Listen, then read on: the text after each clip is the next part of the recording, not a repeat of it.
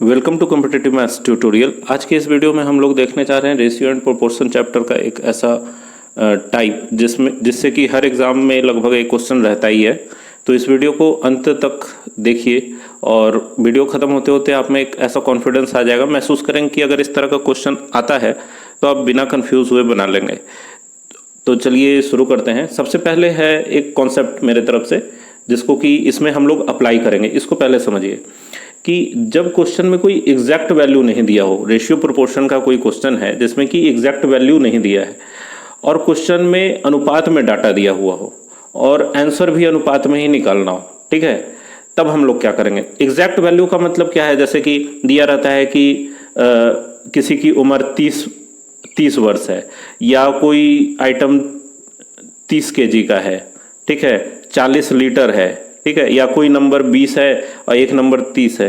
तो इस तरह का कोई एग्जैक्ट डाटा अगर नहीं दिया हो क्वेश्चन में, केवल अनुपात में वैल्यू दिया हुआ हो डाटा और आंसर भी जो निकालना है वो भी अनुपात ही पूछे, तो ऐसी स्थिति में आपको कुछ भी मानने का जरूरत नहीं है, ठीक है। बस आप ये ध्यान रखिए कि अगर अनुपात ही अनुपात दिख रहा है तो कुछ भी मानने का जरूरत नहीं है, केवल हम लोग उसी अनुपात को एग्जैक्ट डाटा मानते हुए क्वेश्चन को सॉल्व करेंगे, ठीक है। अब देखिए इसके एप्लीकेशन क्या क्या है। एक बहुत साधारण सवाल से हम लोग शुरू करते हैं कि if m is to n 3 is to 2 then 4m plus 5n is to 4m minus 5n is equal to, इसका रेशियो निकालना है और रेशियो ही दिया हुआ है, कोई एग्जैक्ट डाटा नहीं है। तो हम लोग सीधा मान लें कि m बराबर 3 और n बराबर 2। तो 4m प्लस 5n क्या हो जाएगा, 4 into 3 plus 5 into 2 by 4 into 3 minus 5 into 2। इतना भी लिखने का जरूरत नहीं होगा, थोड़ा प्रैक्टिस हो जाने के बाद।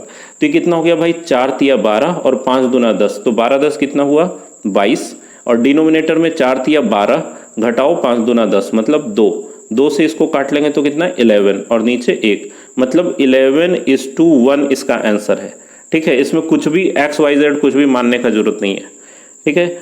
अब इससे थोड़ा बेहतर क्या क्वेश्चन हो सकता है ये हम लोग देखते हैं। देखिए, if x is to y equal to 3:1 then x cube minus y cube and x cube plus y cube. अब ये देख के ये नहीं सोचना है कि a cube minus b cube और ये वो कुछ लगाना है। इसमें सिंपल x का वैल्यू 3 और y का वैल्यू 1 हम लोग यूज करेंगे। तो भाई इस एक्सप्रेशन का क्या निकलेगा वैल्यू, x क्यूब मतलब 3 cube minus 1 cube by x cube plus y cube मतलब 3 क्यूब प्लस 1 क्यूब। अब 3 का क्यूब होता है 27, ठीक है, और 1 का क्यूब 1, तो 27 में से 1 कम 26 और नीचे कितना 27 जोड़ 1 28। अब 2 से इसको काट लो तो ऊपर आया 13 और नीचे आया 14, मतलब 13:14। इस तरह का क्वेश्चन कई जगह आप सॉल्यूशन देखते हैं कि भाई किसी में से वाई क्यूब कॉमन लिया, फिर x cube by y cube किया, नीचे से भी वाई क्यूब कॉमन लेके x cube by y cube, मतलब एक्स बाई वाई के रेशियो में बनाने का कोशिश किया जाता है। तो उतना बड़ा सॉल्यूशन करने का जरूरत नहीं है क्योंकि उससे काफ़ी ज़्यादा समय बर्बाद होगा एग्जाम में। चलिए नेक्स्ट क्वेश्चन देखते हैं। देखिए ये क्वेश्चन उससे थोड़ा सा और बेहतर है। अब x इज टू वाई 3:2 दिया हुआ है, तो भाई अब तक के हिसाब से आप समझ गए होंगे कि x बराबर क्या लेना है 3 और y बराबर क्या लेना है 2, और जो एक्सप्रेशन दिया हुआ है क्या है 2x², मतलब 2 इंटू एक्स का वैल्यू कितना 3 का स्क्वायर माइन प्लस, ठीक है, यहाँ प्लस है 3y² मतलब 3 इंटू वाई कितना है 2 का square by 3x² minus 2y², तो इसको लिख लिया जाए 3 इंटू x² मतलब 3 का स्क्वायर माइनस 2 इंटू वाई का स्क्वायर मतलब 2 का स्क्वायर, ठीक है। तो इसको हम लोग क्या लिख सकते हैं आगे, 3 का स्क्वायर 9 इंटू 2 18 प्लस 2 2 जा 4 इंटू 3 12 बाई 3 का स्क्वायर 9 इंटू 3 27 माइनस 2 का स्क्वायर 4 गुना 2 8, ठीक है। तो 18 और 12 कितना हो गया, ऊपर 30, नीचे क्या आया 27 घटाओ 8 19, मतलब 30:19 इसका आंसर है, ऑप्शन नंबर 3। तो कितना आसानी से ये सॉल्व हो रहा है आप लोग देख सकते हैं। अब देखिए इससे थोड़ा सा और बेहतर क्वेश्चन एक कैसा पूछा जा सकता है, ये है। अब इसमें 3 रेशियो दिया हुआ है, ठीक है, तो भी घबराने का जरूरत नहीं है, बस सेम फंडा हम लोग लगाएंगे। ए का वैल्यू लेंगे 7, बी का वैल्यू 3 और सी का वैल्यू कितना 5।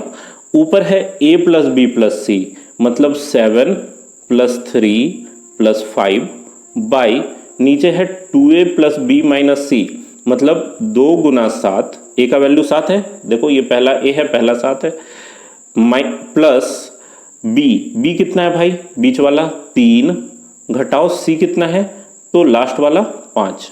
ठीक है, अब ऊपर कितना हो गया 7 3 10 5 15 और नीचे कितना है 7 दूना 14, 14 और 3 17, 17 में से अगर 5 जाएगा तो कितना 12। अब 15 और 12 को 3 से काट सकते हैं, 3 से ये 5 बार में और ये 4 बार में, तो क्या है आंसर 5:4। ऑप्शन नंबर 4 इसका आंसर है। तो ये 3 रेशियो वाला का क्वेश्चन भी इस तरीके से सॉल्व होगा। ध्यान यही रखना है कि जो डाटा गिवन है वो भी रेशियो में है, जो आंसर निकालना है वो भी रेशियो में है, तो कोई XYZ मानने का जरूरत नहीं है। अब देखिए इससे बढ़िया और एक क्वेश्चन क्या किया जा सकता है, x/y = 5:7, 3x² minus 2y² by y² minus x²। तो अब तक के हिसाब से तो आप लोग समझ गए होंगे, x को 5 ले लो, y को 6 ले लो, मतलब 3 × 5² माइनस 2 × 6² बाई ये पहले वाले का हुआ और डिनोमिनेटर में y² माइनस x² है, तो y² ध्यान रखना है, y का वैल्यू है 6 का स्क्वायर माइनस x कितना है 5, तो 5 का स्क्वायर। अब ऊपर कितना है 5 का स्क्वायर 25 गुना 3 75 घटाओ 6 का स्क्वायर 36 दूना 72 बाई 6 का स्क्वायर 36 घटाओ 25, ऊपर आया 3 और नीचे आया कितना 36 घटाओ 25 11, 3:11।